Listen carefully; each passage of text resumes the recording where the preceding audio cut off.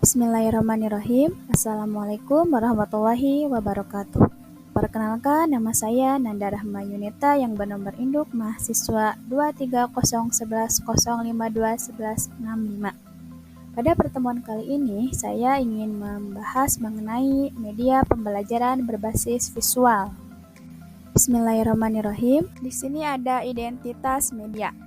A. Capaian pembelajaran. Peserta didik merefleksikan perubahan kondisi alam di permukaan bumi terjadi akibat faktor alam maupun perbuatan manusia. B. Tujuan pembelajaran. Peserta didik dapat menganalisis berbagai perubahan kondisi alam akibat aktivitas manusia. C. Jenis media pembelajaran. Media pembelajaran berbasis visual. D. Nama media pembelajaran. Perubahan kondisi alam akibat aktivitas manusia by Canva. E. Pengembangan media pembelajaran berbasis visual. 1. Alat, yaitu laptop. 2. Bahan, yaitu aplikasi Canva. Dan yang ketiga, yaitu langkah pengembangan. 1. Sediakan alat dan bahan yang dibutuhkan untuk membuat media pembelajaran. 2. Sediakan materi tentang berbagai kondisi alam akibat aktivitas manusia dari buku paket IPAS kelas 5 sekolah dasar dan dari internet. 3. Nyalakan laptop. Setelah itu download gambar yang berkaitan dengan materi yang akan dijelaskan. 4. Kemudian buka aplikasi Canva. Setelah itu pilih template yang sesuai dengan tema pembahasan dan juga yang bisa menarik perhatian siswa sekolah dasar. 5. Sesuaikan dengan template tersebut. Kemudian, edit dengan cara mengetik dan memasukkan seluruh materi serta gambar yang dibutuhkan. 6. Lalu buat template sebaik mungkin dan semenarik mungkin sehingga materi yang disampaikan dapat dipahami oleh siswa. 7. Setelah selesai, download template yang sudah sesuai dengan tema materi tersebut. 8. Media pembelajaran berbasis visual siap untuk digunakan dalam proses pembelajaran. Baik, di sini saya akan memaparkan materi pembahasan. Di sini ada 3 materi. Yang pertama, bumi berubah. Yang kedua, lingkungan bisa rusak. Dan yang ketiga, permasalahan lingkungan mengancam kehidupan. Yang pertama yaitu bumi berubah. Bumi selalu mengalami perubahan. Perubahan ini bisa terjadi secara alami dan tanpa peran dari manusia. Penyebabnya yaitu peristiwa alam. Peristiwa alam terjadi bukan karena pengaruh kegiatan manusia sehingga kita tidak mampu mencegah terjadinya. Beberapa peristiwa alam yang sering terjadi dan berbahaya adalah gempa bumi, gunung meletus, dan gelombang tsunami.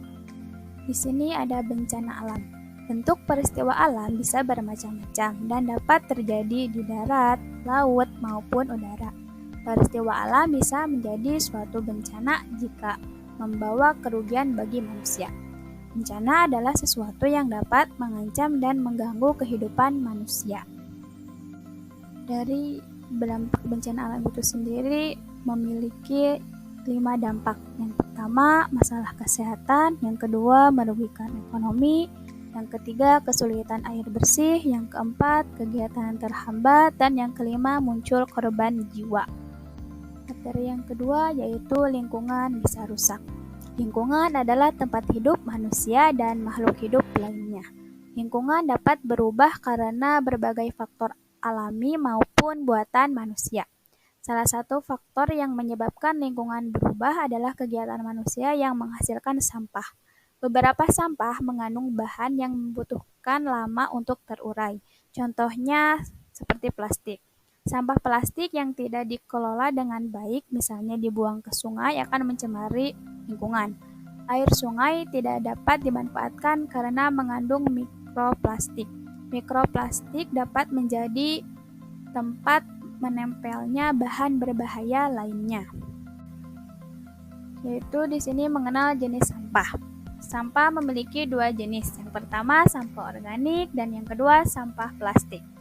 Sampah organik, sampah yang berasal dari makhluk hidup dan cenderung lebih bisa terurai. Pengolahan sampah organik bisa dilakukan dengan cara membuat kompos, yaitu contohnya seperti penyubur tanah. Yang kedua yaitu sampah plastik. Penggunaan plastik sudah menjadi bagian dari kehidupan manusia. Contohnya seperti pembuatan perlengkapan rumah tangga sampai kendaraan. Plastik banyak digunakan karena bahannya yang tidak mudah rusak dan ringan. Materi yang ketiga yaitu permasalahan lingkungan mengancam kehidupan. Manusia membutuhkan pangan, seperti ikan untuk memenuhi kebutuhan protein hewani. Beberapa orang dengan tidak bertanggung jawab mengambil sumber daya laut menggunakan racun atau bahan peledak. Kegiatan ini menyebabkan terumbu karang yang merupakan tempat hidup berbagai jenis biolaut mengalami kerusakan. Manusia juga membutuhkan sandang, yaitu pakaian. Pada era modern, pakaian lebih banyak diproduksi oleh pabrik. Hasil kegiatan industri seperti pabrik akan menyisihkan limbah kimia berbahaya. Limbah tersebut harus diolah dan tidak boleh dibuang begitu saja ke sungai. Limbah bisa meracuni makhluk hidup dan kehidupan di sungai seperti ikan. Kemudian di sini ada interaksi manusia dan lingkungan. Terdapat dua jenis interaksi manusia dan lingkungan. Yang pertama, interaksi positif untuk manusia, yaitu kita membutuhkan air bersih, udara segar, makanan, dan energi untuk tetap hidup. Untuk menjaga sumber daya alam tersebut tetap ada, kita perlu melakukan konservasi, yaitu dengan cara pengelolaan sumber daya alam dan pemanfaatannya secara bijaksana agar menjamin ketersediaan sumber daya alam tersebut. Interaksi yang kedua yaitu interaksi negatif bagi lingkungan, yaitu kayu banyak digunakan untuk kebutuhan papan, yaitu untuk membangun rumah atau membuat peralatan rumah tangga. Orang akan menebang pohon di hutan untuk memanfaatkan kayu, namun dilakukan dengan membakar tanaman lain yang tidak digunakan sehingga terjadi kebakaran hutan. Di sini ada cara mengatasi permasalahan lingkungan. Yang pertama yaitu mengurangi produksi dan konsumsi dengan cara memilih barang ramah lingkungan, menghemat penggunaan energi, dan menghindari barang sekali pakai. Kedua yaitu mengelola sampah dengan baik, memilih sampah sesuai jenisnya, mengelola sampah menjadi barang berguna, dan membuang sampah di tempatnya. Yang ketiga yaitu menjaga keseimbangan lingkungan, melestarikan hutan, mengurangi emisi gas rumah kaca, menggunakan energi terbarukan, dan melakukan reboisasi. Dan yang terakhir yaitu meningkatkan kesadaran dan partisipasi. Itu dengan cara memberikan edukasi tentang pentingnya menjaga lingkungan dan melibatkan masyarakat dalam melaksanakan program lingkungan.